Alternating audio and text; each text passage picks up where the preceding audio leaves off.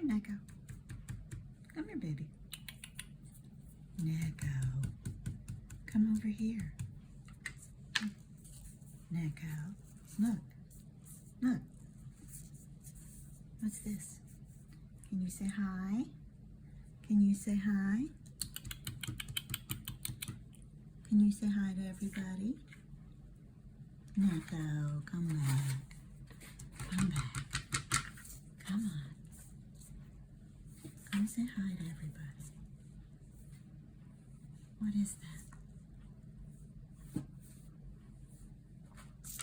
Oh, I came back. I can't see you over there. I can't see you over there. Can you say hi? Say hi. Say hi and Happy New Year. You say Happy 2021. Can you tell them that? You're just not cooperating today. You're just not cooperating today. You gonna help me draw?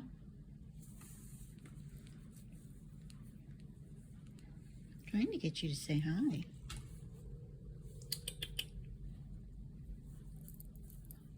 And just be like that, okay?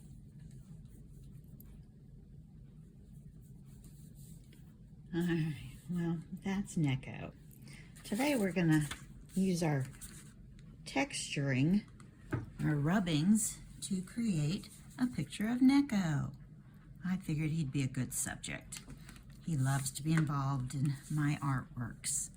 So this is what we're going to draw. You're going to need a pencil, any kind of paper. It can be construction paper. Though the lighter the paper, like copy paper, the better, just because you'll be able to get more of a texture through your rubbings. Also, you could use newspaper if you wanted to. It'd look really cool on a newspaper. But we're going to draw the kitty cat, and then we're going to put some textures underneath the paper and do a rubbing like I did on this one. So he's pretty simple, he's a lot of fun, and Neko's over there playing with my crayons. So, alright, let's get started. I kind of already drew him out to make it faster, and instead of using a Sharpie this time, I'm actually going to use a gray crayon, because as you might have noticed, Neko is gray, and he's looking at that crayon like he wants it. Okay, we're going to start out at the top of our paper, not all the way to the top, because I got to have room for his ears. So we're going to start right in this area, and I'm just going to make a nice size circle. Doesn't matter if it ends up being too big, too small, it just needs to be a circle. And remember, we're trying to fill up our paper. We don't want Neko being this big. So I made a nice size circle right here. And you can see that I'm going to add some triangles on either side. And then to make his ears look like they're more than just flat triangles, I'm going to add an extra line on top of each of those. So that gives him his ears. I'm not going to worry about his mouth and nose right now, or his eyes, but I am going to color in some polka dots, because the other Neko I did, oh, Neko's throwing things at me now, is striped, so we're going to make this one with spots. All right, now for his body, I made a really long body. Neko has a long body, and it's kind of a rectangle shape. It's a little fatter down here, but if you want to do just a straight rectangle, that works just as well. But it's long. It's going to take up pretty much the rest of my paper. So I'm going to come down. I'm actually going to come over here and get this other side. And now I've got to stop him because he's chewing up my puzzle pieces. Neko's side. All right. That is, no, get out of there. Okay. He's a sweet kitty most of the time. All right, then we're going to give him a nice long tail. So I'm going to start at the bottom of his body, and I'm going to come up, and then I'm just going to make a curve. I'm just going to curve it around. Then I need to think about how fat, how wide I want his tail to be, and I'm going to come over here And I'm going to follow my curve and come back down and around. So I have a tail. So basically, I have his body and his tail. I need a couple of feet, and I'm going to give him big feet. Neko has big feet. So I'm just doing half circles down here. And I might want to put some paws in there. Usually we think of them as having 1, 2, 3, 4 paws. So that means I draw 1, 2, 3 lines. Pretty cool. All right, then I'm just going to add the spots on him, which are just circles, so they're kind of like polka dots. And I'm going to make them different sizes. And I'm not doing them right down the middle because most cats don't have their shapes, their stripes, or their spots on their tummies. So I'm not going in the very center of Neko's body. All right.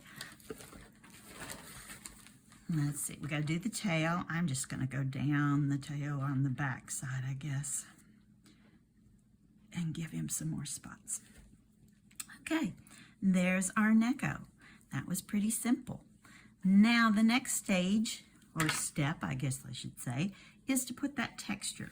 And after doing all those different textures around the house, there were a couple I really liked, and I'm going to use them again.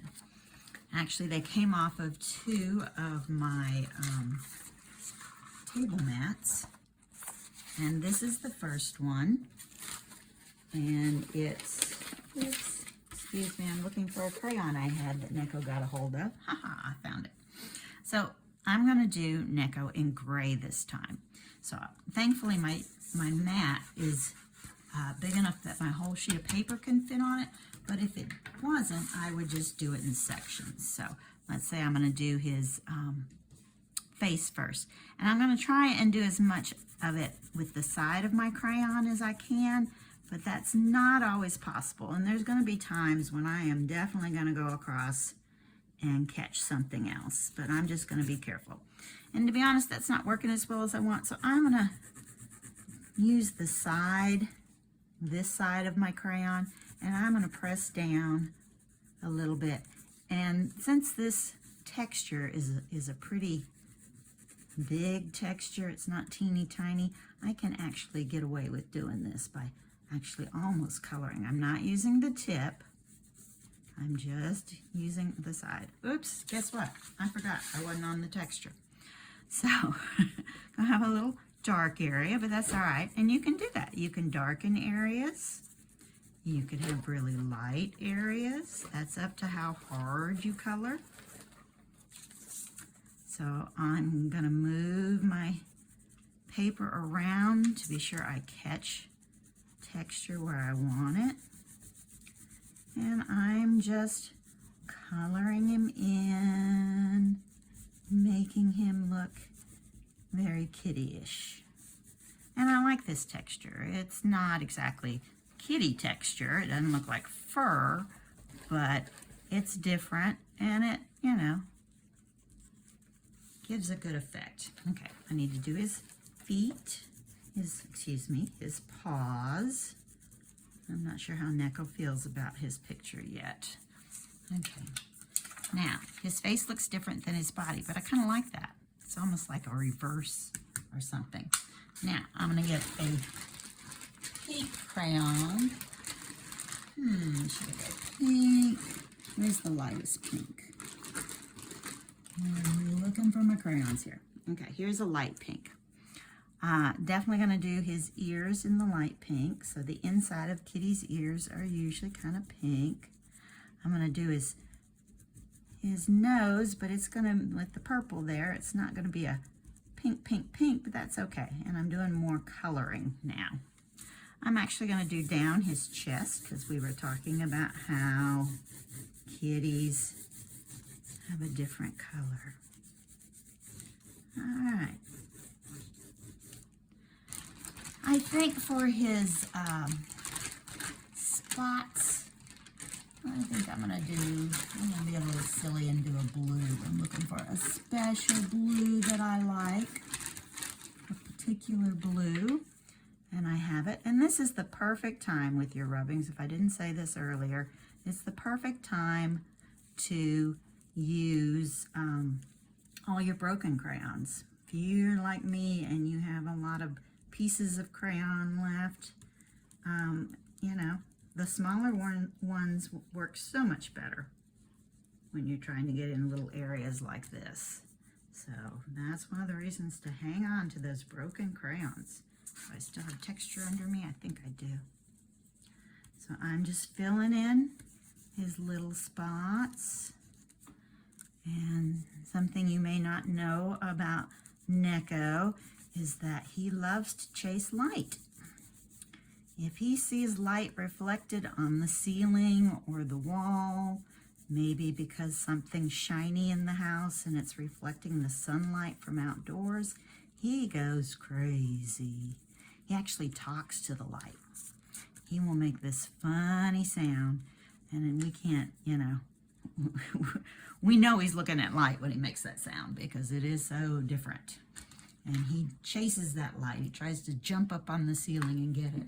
Here he is sitting quietly now. Neko, did you want to say anything? Did you want to say? No, you're not going to talk to us at all, huh? Not talking to us today? You don't want to say Happy New Year. Come on, you can do it. Meow. He's looking at me like I'm crazy. All right. So we need to do his eyes now. I guess I could have done those earlier. I'm going to use the gray for that. Oops, shouldn't do that on top of the texture map. That made it hard to make circular eyes. So, learn something there. Half the time when we make a mistake, it's because we needed to learn something. So I'm going to do his W mouth. Remember, it's a big wide W. We've made this before.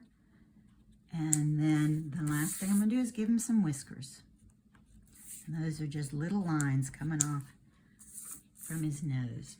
So there's our Neko kitty. Now, he looks kind of, I don't know if I'm happy with my gray and blue, but let's brighten it up a little bit. This is the other texture that I really like. I love this one, but it didn't look too kitty-ish. So I'm going to use this mat now. And I think behind the kitty, I